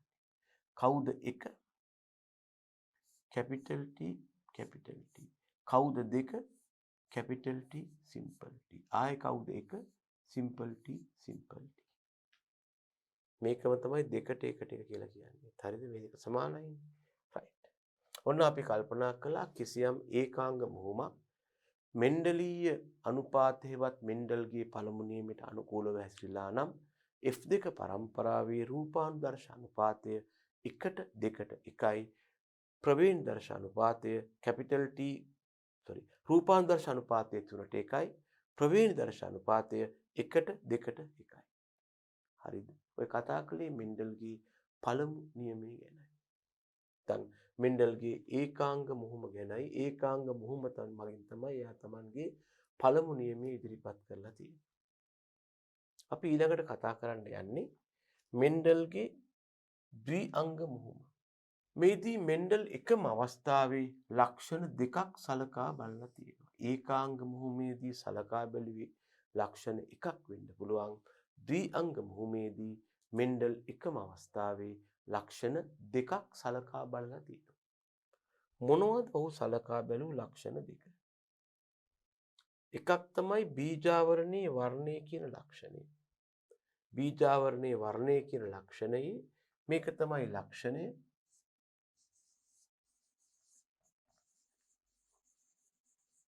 එක ලක්ෂණයක් මෙතන තියෙනවා. මේ කහ සහ කොළ කියන්නේ මේ ලක්ෂණයේ මට්ටම්. ඒවත් levels බව දැනගන්න. ඔන්න එක ලක්ෂණයක් තමයි color of the seed coat හෙවත් බීජාවරණයේ වර්ණය. ඒකේ මට්ටම් දෙකයි කහ පාටයි කොළ පාටයි. දෙවනි ලක්ෂණය තමයි ළමයෝ බීජාවරණයේ මතුපිට ස්වරූපය නැත්නම් මතුපිට ස්වභාවය. මේක සුමට හෙවත් ස්මූත් වෙන්න පුළුවන්.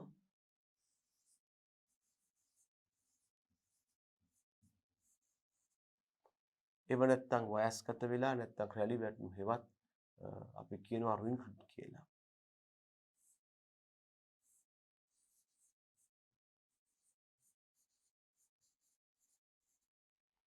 ඉතින් මෙතෙන්දී අපි කරලා තියෙන්නේ එකම ලක්ෂණ දෙකක් අරගෙන ඒවැ levels ගැන කතා කරලා තියෙනවා. මොනවද හම්බ වෙන levels වර්ග දෙක? බීජාවරණයේ වර්ණය එක level එකක් වෙනවා.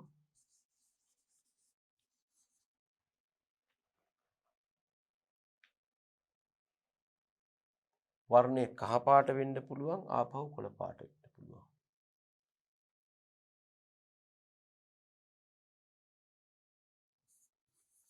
මෙන්න ළමයි එක ලක්ෂණයක්. කහ පාට වෙන්න පුළුවන් කොළ පාට වෙන්න පුළුවන් මෙන්න එක ලක්ෂණයක්. අනික තමයි බීජාවරණයේ මතුපිට ස්වභාව. බීජාවරණයේ මතුපිට ස්වභාව.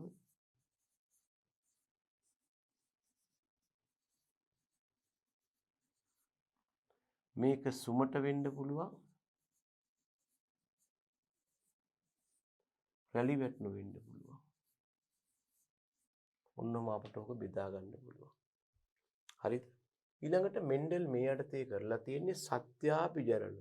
එහෙම නැත්නම් පරම්පරා ගණනාවක් තිස්සේ බීජාවරණයේ කහපාට හා සුමට කට්ටියක් පරම්පරා ගානක් තිස්සේ සත්‍යාපිජනනව බීජාවරණයේ කොළ පාට හා රැලි වැටුණු ශාකයක් සමග ප්‍රජනනය යොදවලා තියෙනවා. මෙන්න මෙන්ඩල් කරපු වැඩි කහ අනිත් පැත්තෙන් සුමට බීජාවරණයක් සහිත ශාකයක් අරගෙන තියෙනවා. මෙයා දෙමුහුම් කරලා තියෙනවා කා එක්කද කොළ පාට රැලි වැටුණු බීජාවරණයක් තියෙන ශාකයක් සමග. ළමයි ලැබුණු සියලුම ශාක මොකද වුනේ? කහ පාට සුමට වුණා. ඒ කියන්නේ F1 පරම්පරාවේ ඉස්මත වුණේ කහ පාටයි සුමටයි. ඇයි කොළ පාට අභිභවා කහ පාට මත උනේ? කොළ පාට නෙවෙයි කහ පාටයි ප්‍රමුඛ. ඇයි රැලි වැටීම අභිභවා සුමට මත උනේ? රැලි වැටීම නෙවෙයි සුමට භාවයයි ප්‍රමුඛ. ඒ නිසා මෙන්න මෙහෙම මුහුමක් මගින් ලබා ගත්තා. එක දෙයක් දැනගන්න මේ කහ සුමට කියන එක්කෙනාගේ රූපානුදර්ශයයි මේ කහ සුමට කියන එක්කෙනාගේ රූපානුදර්ශයයි සමාන වෙන්න පුළුවන්. නමුත් මේගොල්ලන්ගේ ප්‍රවේණි දර්ශයවත් ප්‍රවේණික සංයුතිය මෙයාගේ දෙකක්. ඉතින් මෙන්න මෙහෙම තත්වයක් මෙන්ඩල් ලබා ගත්තා.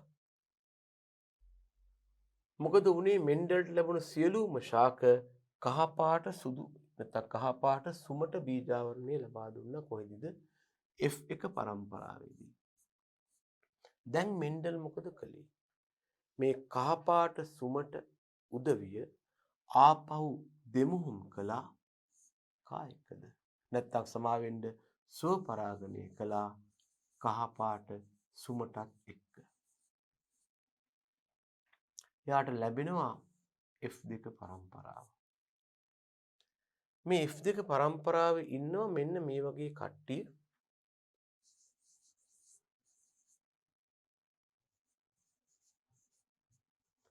කහපාට සුමට අය ඉන්නවා. ඊළඟට කහපාට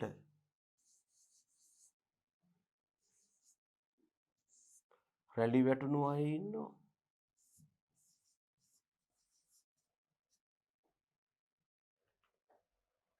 ඊළඟට කොළ පාට සුමට අය ඉන්නවා.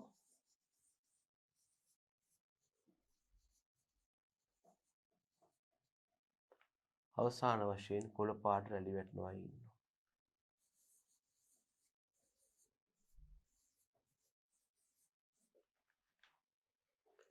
මෙන්ඩල් තමාට වැරදුනාද කියලා බලන්න මේ මුහුම නැවත නැවතත් කළා.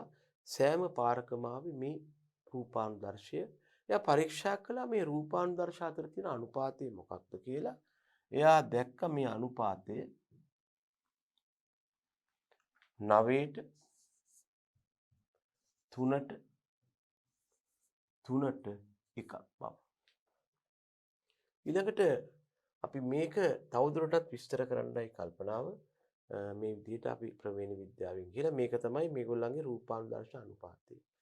කිසියම් ශාක මුහුමක් මෙන්ඩල්ගේ දෙවන නියමයට අනුකූලව හැසිරීමක් මෙතන වෙලා තියෙනවා. F1 පරම්පරාවේ සියලුම ශාක සුමට බීජාවරණ දරුවා කහපාට ඒවා ස්වපරාගණය කරපුවාම F2 පරම්පරාව ලැබුණා.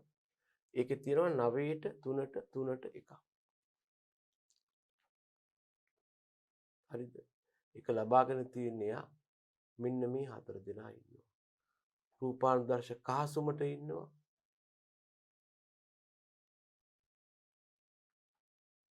කොළ රැලි වැටුණු ඉන්නවා. කහ සුමට ඉන්නවා. කහ සුමට ඉන්නවා. දැන් එයා ඉස්සෙල්ලම කරලා තියෙන්නේ මුලින් මේ තියෙන්නේ එයාගේ P1 පරම්පරාව. මේ තියෙන්නේ එයාගේ F1 පරම්පරාව. මේගොල්ලන්ගේ මෙයා හම්බ වුණා. මෙයාම ස්වපරාගණය කළා. ඊළඟට ලැබුණු අයගේ රූපානුදර්ශ අනුපාතය 9ට 3ට 3ට 1යි. දැන් එතකොට මෙන්න මේ ප්‍රතිඵල ගැන කතා කරන්න ගියාම දැන් කවුද ප්‍රමුඛ? කවුද නිලීන කියලා හොයාගන්න එපාය. F1 පරම්පරාවේ ප්‍රතිඵල අනුව දැක්කා කහපාට F1 පරම්පරාවේ ප්‍රතිඵල අනුව දැක්කා කහපාට ප්‍රමුඛයි කොළ පාටට වඩා. ඒකනේ F1 පරම්පරාවේදී ඔක්කොම බීජාවරණයේ වර්ණය කහපාට වුණේ F1 පරම්පරාවේ. අනික් අතට F1 පරම්පරාවේම සුමට ප්‍රමුඛයි රැලි වැටුණට වඩා. ඒකනේ F1 පරම්පරාවේ සියලුම කට්ටිය මේ බලන්න. F1 පරම්පරාවේ සියලුම කට්ටිය මේ තියෙන්නේ. සියලුම කට්ටිය සුමට වෙලා තියෙන්නේ ඇයි? F1 පරම්පරාවේ සියලුම කට්ටිය කහ පාට වෙලා තියෙන්නේ ඇයි? මේ කොළ පාට ඇත් හිටියන්නේ. කහ පාට කොළ පාට වඩා ප්‍රමුඛයි. F1 පරම්පරාවේ සියලුම කට්ටිය සුමට වෙලා තියෙන්නේ ඇයි? සුමට රැලි වැටුණාට වඩා ප්‍රමුඛයි. ඒ නිසා F1 පරම්පරාවේ සුමට රැලි වැටුණාට වඩා ප්‍රමුඛයි. ඒ නිසා අපි යෝජනා කරනවා මෙන්න මේ වගේ ලකුණු සම්මුතියක් කැපිටල් Y කහපාට, සිම්පල් Y කොළ පාට. කැපිටල් R සුමට, සිම්පල් R රැලි වැටුණු. ඔය වගේ ලකුණු සම්මුතියක් අපි යෝජනා කරනවා. එහෙම කරලා මගේ කල්පනාව මෙන්න මම මුහුම ඉදිරිපත් කරන්නම් මෙතන බලා ගන්න ළමයි සංකේත මගින්. අපි අරන් තියෙනවා මුල් පරම්පරාවේ සත්‍යාපිජරණ කහපාට සුමට. එතකොට අපි සත්‍යාපිජරණ නිසා කියනවා capital Y capital R capital R. දෙමුහුම් කරනවා කායකද සත්‍යාපිජරණ කොළ පාට රැලි වැටුණු. Simple Y simple Y simple R simple R. දැන් ජන්මානුජරණය වෙන්න ඕන. මේගොල්ලන්ගෙන් භාගයයි ලක්ෂණ යන්නේ නැත්නම් අපි කියවනේ අර පරම්පරාව ඔස්සේ ගුණකතාව නියතව තියෙන්නේ නැහැ කියලා. ජන්මානුවට ගමන් කරනවා මේ කැපිටල් Y දෙකෙන් එක කැපිටල් Y කෙනෙක් R දෙකෙන් එකක් එක්කෙනයි. මෙන්න ජන්මානුව. මෙතනින් ලැබෙන ජන්මානුව ඒ අනුව සිම්පල් Y සිම්පල් R වෙනවා. මෙන්න ජන්මානු හා වෙනවා. මෙන්න ලැබෙනවා අපිට F1 පරම්පරාව. මෙන්න ජන්මානු හා වෙනවා. මෙන්න ලැබෙනවා අපිට F1 පරම්පරාව. මොකක්ද F1 පරම්පරාවේ තත්ත්වය?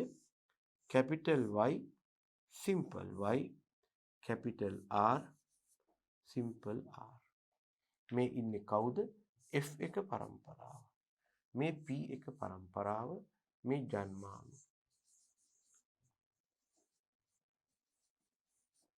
දැන් මොකද කරලා තියෙන්නේ? මේ F1 පරම්පරාව අපි ස්ව පරාගණය කරලා තියෙනවා. ආපහු මේගොල්ල capital Y simple Y capital R simple R. එහෙම කරපුවාම ලැබෙන්න පුළුවන් ජන්මානු මොනවාද? මෙන්න මේ වගේ ජන්මානු අපට ලැබෙන්න පුළුවන් බව පේනවා ළමයි. මොනවද ලැබිය හැකි ජන්මානු? මේ කැපිටල් Y මේ කැපිටල් R එක්ක යනවා. මෙන්න එක ජන්මානුවක්. මේ කැපිටල් Y මේ සිම්පල් R එක්ක යනවා තවත් ජන්මානුවක්. මේ සිම්පල් Y කැපිටල් R එක්ක එකතු වෙනවා තවත් ජන්මානුවක්. මේ සිම්පල් Y සිම්පල් R එක්ක එකතු වෙනවා තවත් ජන්මානුවක්. ජන්මානු හතරක් ඇති වෙනවා.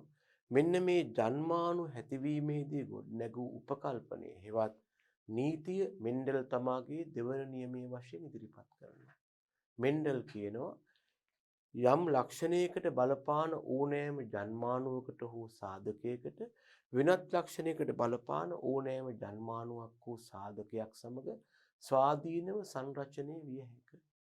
කැපිටල් Yට කැපිටල් R එක්ක වගේම කැපිටල් Yට සිම්පල් R එකක් ගියහැකි. සිම්පල් Yට කැපිටල් R එක්ක වගේම සිම්පල් Yට සිම්පල් R එකක් ගියහැකි. ඕන කෙනෙකුට ඕන කෙනෙක් එක්ක යන්න පුළුවන්. මේක තමයි මෙන්ඩල්ගේ දෙවන නියමය. මේ පැත්තෙනුත් හම්බ වෙනවා ළමයි ඔය ජන්මානු සෙට් එකම. Capital Y capital R capital Y simple R simple Y capital R simple Y simple R. ඉතින් මේ සෑම ජන්මානුවක්ම නිපද වෙන්නේ එක හා සමාන ප්‍රමාණ වලින් කියලා බැලුවොත් මේ පැත්තේ තියෙන සෑම ජන්මානුවකටම මේ පැත්තේ තියෙන සෑම ජන්මානුවක් සමගම හාවෙන්න තියෙන එක හා සමාන සම්භාවිතාවක්. මේ එක හා සමාන ප්‍රමාණ වලින් නිපදවන ජන්මානු එක හා සමාන සම්භාවිතාවකින් හාවෙන ආකාරය දැක්වීමට අපි එක්තරා සටහනක් යෝජනා කරනවා. මේ සටහනට අපි කියනවා ළමයි පනට්ගේ සටහන කියලා. මේ සටහනට අපි කියනවා පනට්ගේ සටහන කියලා.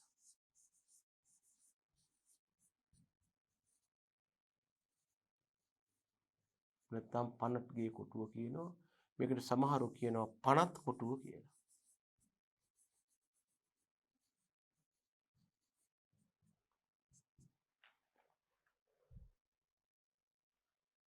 මේ තියෙන්නේ ඔය මම කිව්ව දේ තමයි. මෙන්න තියෙනවා ජන්මානු. මේ තියෙන්නේ ළමයි පේරන්ට්ස්ලා P1 පරම්පරාව. මේ තියෙන්නේ හදන ජන්මානු. මේ තියෙන්නේ ජන්මානු හාවීමෙන් ලැබුණු F1 පරම්පරාව. F1 පරම්පරාව ස්වපරාගණය කරපු හන්දයි මේ වගේ ජන්ම මේ ඒක ආයෙලිලා තින්නේ. මෙන්න ලැබෙනවා F1 පරම්පරාවෙන් ලැබෙන ජන්මානු. මේ ලැබෙන ජන්මානු වලට මේවා නිපදවන්නේ එකම ප්‍රමාණ වලින් නම් මේ සෑම ජන්මානුවකටම තවත් ජන්මානුවක් සමග සංයෝජනය වීමට තියෙන එක හා සමාන සම්භාවිතාවක්. එහෙම එක හා සමාන සම්භාවිතාවක් තියෙන විදිහට ජන්මානු සංයෝජනය වන ආකාරය දක්වන්න අපි හදන කොටුවක් තියෙනවා. ඒකට තමයි මේ පනත් කොටුව හෙවත් පනට් ස්ක්වෙයාර් කියලා කියන්නේ. මෙන්න එක ජන්මානු සෙට් එකක්. මේවා ඇත්තටම ජන්මානු. මම රවුම් කරන්නේ ජන්මානු නිසා. මේ තව ජන්මානු සෙට් එකක්. මේ ටික අපි දැනගත්තට පස්සේ මේ තියෙන්නේ මේ ජන්මානු හාවීමෙන් ලැබෙන ප්‍රතිඵලය. හරිද? එතකොට බලන්න මෙතන තියෙන ශාක වලින් එක කැපිටල් Y අකුරක් හරි තියෙනවා නම් එයා කහ පාට වෙනවා. මෙතන කහ පාටයි. මෙතන කහ පාටයි. කහ කහ කහ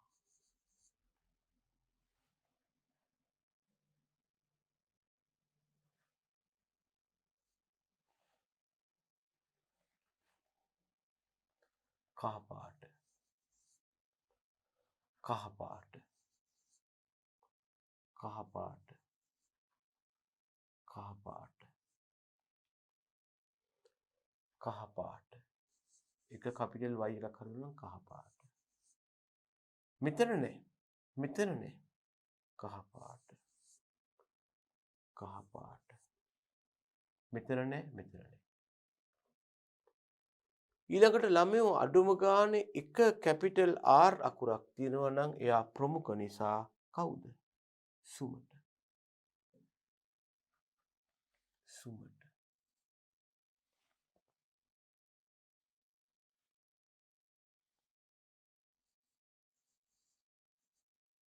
සුමට. සුමට. සුමට. එක්කෙනෙක් හරි ඉන්නවා සුමට. නෑ සුමට. නෑ සුමට.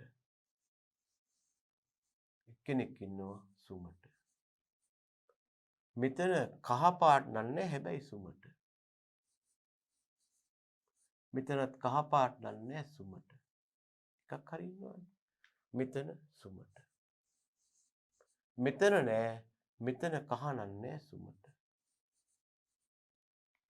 දැන් බලන්න කහ සුමට කීයක් ඉන්නවද?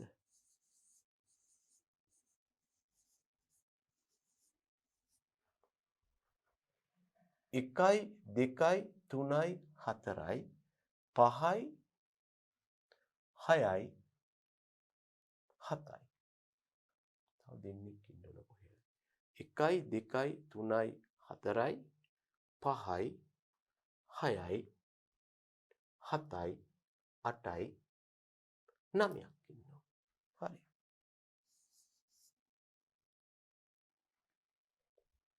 ඊළඟට බලමු අපි කොළ සුමට කීයක් ඉන්නවද කියලා.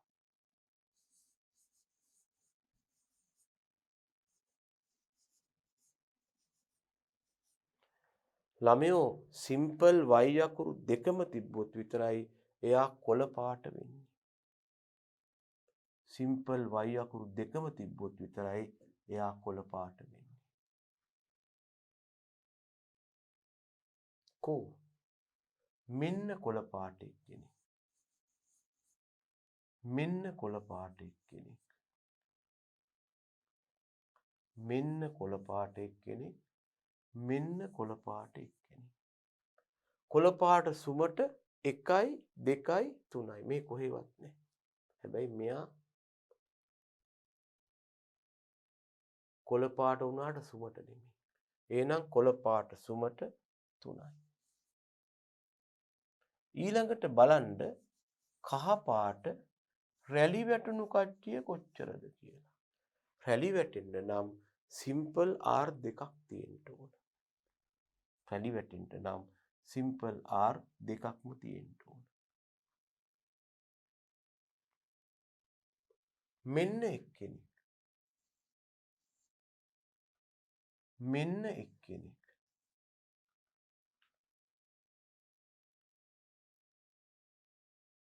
මෙන්න එක්කෙනෙක්. සිම්පල් R දෙකක් තියෙන්න ඕන.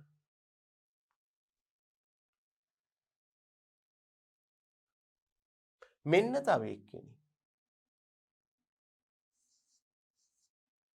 එතකොට කෝ බලන්න කහ පාට රැලි වැටුණු 1යි 2යි 3යි. අවසාන එක්කෙනා කොළ පාට රැලි වැටුණු. අපිට හම්බ වෙන්නේ මෙන්න මෙයා විතරයි. 1යි. එහෙනම් කිසියම් ද්විඅංග මුහුමක් මෙන්ඩල්ගේ දෙවන නියමය කියන එකට ස්වාධීන වියුක්ත වීම කියන එක ස්වාධීන සංරචනය වීම කියන එකට අනුකූලව හැසිරලා තියෙනවා නම් F2 පරම්පරාවේ රූපානුදර්ශ අනුපාතය 9ට 3ට 3ට 1ක් වෙනවා. අපිට ඊළඟට දක්වන්න පුළුවන් මේ එක එක්කෙනෙක්ගේ ප්‍රවේණි දර්ශ අනුපාතය. අපිට ගන්න පුළුවන් අපි එච්චර දුරට යන්නේ නැහැ අපිට තීරුමක් නැති නිසා. capital Y capital Y capital R capital R.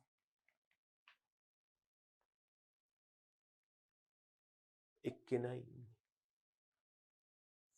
ඊළඟට මෙයා capital Y capital Y capital R simple R. මේ එක්කෙනෙක් ඉන්නවා. මේ එක්කෙනෙක් ඉන්නවා. වෙන කොහෙවත් නෑ. ඉතින් මේ වගේ අපිට මේගොල්ලන්ගේ ප්‍රවේණි දර්ශ අනුපාතයන් බලන්න පුළුවන්. ඒකට අපි වෙලා වැය කරන්න ඕනේ. අපි මෙන්න කතා කළා රූපානුදර්ශ අනුපාතයන් ගැන. මේ දක්වලා තියෙන එක තමයි අපි කලින් කතා කරපු විදිහට. අපට ලැබෙනවා රූපානුදර්ශ අනුපාතයේ 9ට 3ට 3ට 1. මේගොල්ලන්ගේ ප්‍රවේණි දර්ශයන් ලිව්වොත් අපට ලැබෙනවා මේ විදිහට 1ට 2ට 1ට 2ට 4ට 2ට 1ට 2ට 1. මේ අනුව අපට පේනවා කිසියම් මුහුමක් මෙන්ඩල්ගේ මෙන්න මේ දෙවන නියමයට අනුකූලව හැසිරලා තියෙනවා නම් ස්වාධීන සංරචනය වෙලා තියෙනවා නම් ඒ කියන්නේ කැපිටල් R වලට කැපිටල් Y එක්ක වගේම සිම්පල් Y එක්කත් යන්න පුළුවන් නම් කැපිටල් Rට කැපිටල් Y එක්ක වගේම සිම්පල් Y එක්ක යන්නත් පුළුවන් නම් ඒ වගේම සිම්පල් Rට කැපිටල් Y එක්ක වගේම සිම්පල් Y එක්කත් යන්න පුළුවන් නම් ඒ වගේම කැපිටල් Yට කැපිටල් R එක්ක වගේම සිම්පල් R එක්කත් යන්න පුළුවන් නම් සිම්පල් Yට කැපිටල් R එක්ක වගේම සිම්පල් R එක්කත් යන්න පුළුවන් නම් මොකක්ද කියන්නේ? ඕන කෙනෙකුට ඕන කෙනෙක් එක්ක යන්න පුළුවන්. ඒක තමයි මෙන්ඩල්ගේ දෙවන නියමය. මෙන්ඩල්ගේ දෙවන නියමය ස්වාධීන සංරචනය වීමේ නියමය ජන්මානුසෑදීමේදී ජීවීන්ගේ යම් ලක්ෂණයකට බලපාන සාධක යුගලෙන් ඕනෑම එකක් ජන්මානුවකට ඇතුළත් වෙන්න පුළුවන්. ජන්මානු දෙකක් සංයෝජනය වීමේ සංසේචනය වීමේදී වෙනත් සාධකයක ඕනෑම යුගලක සාධකයක් එක්ක නිදහසේ බැඳෙන්න පුළුවන්. ආයි නීතියක් නැහැ කැපිටල් Y යන්නේ කැපිටල් R එක්ක විතරයි කියලා. මෙන්න මේකට අපි කියනවා ස්වාධීන සංරචනය වීමේ නියමය කියලා. ඒතර කිසියම් ද්විඅංග මුහුමක් මෙන්ඩල්ගේ දෙවන නියමයේ හෙවත් ස්වාධීන සංරචන නියමයට අනුව හැසිරලා තිබුණොත් F2 පරම්පරාවේ F2 පරම්පරාව වෙන්න ඕන. F2 පරම්පරාවේ රූපානුදර්ශ අනුපාතය 9:3:3 එකක් වෙනවා ඇත්තටම. ප්‍රවේණි දර්ශ අනුපාතය 1:2:1:2:4 2:1:2:1 එකක් වෙනවා. ඒක තමයි මේ පෙන්눔 කරලා තියෙන්නේ මෙන්න මෙතන.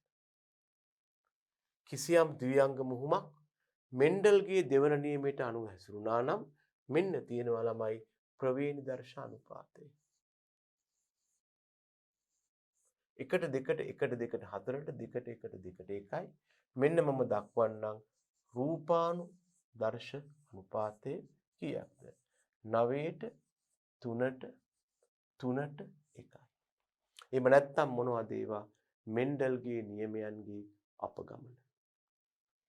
අපි කතා කර හිටියේ මෙන්ඩලීය ප්‍රවේණි විද්‍යාව පිළිබඳවයි. ඒ යටතේ අපි කිව්වා මේක නීතියක් වශයෙන් ඉදිරිපත් කළේ ග්‍රෙගර් ජොහාන් මෙන්ඩල් ඔහු තමන්ගේ පරීක්ෂණ සඳහා ගෙවතු මෑ ශාකය හෙවත් පීසුම් සැටයිවම් ශාකය යොදාගත්තා. ඒ ශාකය යොදා ගන්න හේතු තිබුණා. ඒ හේතු නිසා යොදාගත්තා. මේ යටතේ මෙන්ඩල් කරපු පළවෙනි සුප්‍රසිද්ධ පරීක්ෂණය තමයි මෙන්ඩල්ගේ ඒකාංග මුහුම. ඔහු සිද්ධ කළ පළවෙනි එක තමයි ඒකාංග මුහුම. ලක්ෂණ එකක් පමණයි සලකා බැලුවේ. ඒ යටතේ එයා උස ශාකයක් කියන්නේ සමයෝගී උස ශාකයක් සමයෝගී මිටි ශාකයක් සමග දෙමුහුම් කළා. F1 පරම්පරාවේ සියලුම ශාක උස ශාක වුණා. ඒවා උස ශාකත් එක්ක දෙමුහුම් කරපුවාම F2 පරම්පරාවට උස ශාක 3කට මිටි ශාක එකක් ලැබුණා. මේ ප්‍රතිඵලය පැහැදිලි කරන්න ගිහිල්ලා මෙන්ඩල් තව පළවෙනි නියමය ඉදිරිපත් කරනවා. ඒකෙන් කියනවා ජීවීන්ගේ ලක්ෂණ පාලනය වන්නේ සාධක හේවත් ඥාන මගින්. ඕනෑම ලක්ෂණයකට අදාළ සාධක හේවත් ඥාන යුගලක් තියෙනවා. ඉන් එකක් ප්‍රමුඛ වන අතර අනික නිලීන වෙනවා. මේවා ජන්මානුචරණයේදී එකිනෙකාගෙන් ස්වාධීනව වෙන් වෙනවා. කිසියම් ඒකාංග මුහුමක් මෙන්ඩල්ගේ පළමු නියමයට අනුකූලව හැසිරලා තියෙනවා නම් F2 පරම්පරාවේ රූපානුදර්ශ අනුපාතය 3:1 ප්‍රවේණි දර්ශ අනුපාතය 1:2:1. අපි ආවා මෙන්ඩල්ගේ ද්විඅංග මුහුමට. ද්විඅංග මුහුමේ ලක්ෂණය තමයි ළමයෝ එකම අවස්ථාවක ලක්ෂණ දෙකක් සලකා බැලීම. බීජාවරණයේ වර්ණය හා මතුපිට ස්වභාවය. ද්විඅංග මුහුම යටතේ එකම අවස්ථාවේ ලක්ෂණ දෙකක් තමයි මෙන්ඩල් සලකා බලන්නේ. මේ යටතේ ඔහු කහ පැහැති සුමට බීජාවරණයක් සහිත ශාක, කොළ පැහැති රැලි වැටුණු බීජාවරණයක් සහිත ශාක සමග මේවා ඇත්තටම සත්‍යාභිජනන ශාක ප්‍රජනනයේ යෙදෙව්වා. ලක්ෂණ දෙකයි කහ පාටයි කොළ පාට. කහ පාටයි සුමටයි. F එක පරම්පරාවේ සියලුම ශාක කහ පාට සුමට බීජාවරණ දැරුවා. ඔව් ඒක එම ශාකත් එක්කම ස්වපරාගණය කෙරෙව්වා. ඔහුට ලැබුණා F2 පරම්පරාව. F2 පරම්පරාව යටතේ ඔහුට ශාක මාදිලි 4ක් ලැබුණා. කහපාට සුමට, කහපාට රැලි වැටුණු, කොළපාට සුමට, කොළපාට රැලි වැටි. ඔහු මේ ශාකවල රූපානුදර්ශ අනුපාතය පරීක්ෂා කළා. ඔහුට ලැබුණා 9ට 3ට 3ට 1ක F2 පරම්පරාවේ රූපානුදර්ශ අනුපාතයක්. ඔහුට ලැබුණා ප්‍රවේණි දර්ශ අනුපාතයේ වශයෙන් 1ට 2ට 1ට 2ට 4ට 2ට 1ට 2ක්. මේ තියෙන්නේ රූපානුදර්ශ අනුපාතය. මේ තියෙන්නේ ප්‍රවේණි දර්ශ අනුපාතය. මේ අනුපාත නඩත්තු වෙනකොට වෙලා තිබ්බතේ තමයි ළමයෝ කහපාටට සුමටෙක් කියන්නත් පුළුවන්, රැලි වැටුණෙක් කියන්නත් පුළුවන්. කොළ පාටට සුමටෙක් කියන්නත් පුළුවන්, රැලි වැටුණෙක් කියන්නත් පුළුවන්. ඕන කෙනෙකුට ඕන කෙනෙක් කියන්න පුළුවන්. ඒ නිසා මෙන්ඩල් මේක දෙවන නියමයේ වශයෙන් ඉදිරිපත් කළා. යම් සාධකයකට යම් ලක්ෂණයකට බලපාන ඕනෑම සාධකයකට වෙනත් ලක්ෂණයකට බලපාන ඕනෑම සාධකයක් සමග ස්වාධීනව සංරචනය වෙන්නේ. මේ අනුව ද්විඅංග මුහුමක් මෙන්ඩල්ගේ දෙවන නියමයට අනුකූලව හැසිරලා තියෙනවා නම් F2 පරම්පරාවේ රූපානුදර්ශ අනුපාතය 9ට 3ට 3ට එකක් වෙනවා. ප්‍රවේණි දර්ශ අනුපාතය 1ට 2ට 1ට 2ට 4ට 2ට 1ට 2ට එකක් වෙනවා. ඉන් පරිබාහිර අනුපාත ලැබිය නම් අපි කියනවා deviations from Mendelian genetics නැත්නම් මෙන්ඩලීය නියමයන්ගෙන් සිදු වූ අපගමන කියලා. මෙන්න මේ සමග අපට පුළුවන් අපේ පළවෙනි පාඩම මෙන්ඩලීය ප්‍රවේණි විද්‍යාව නිමා කරන්න. එහෙනම් අපි මෙතනින් අද පළවෙනි පාඩම නිමා කරනවා. මෙබඳු තවත් පාඩමකින් ඔබ සමග මුසුවන බලාපොරොත්තු වෙන්න. එනම් දරුවනේ සියලු දෙනාටම ආයි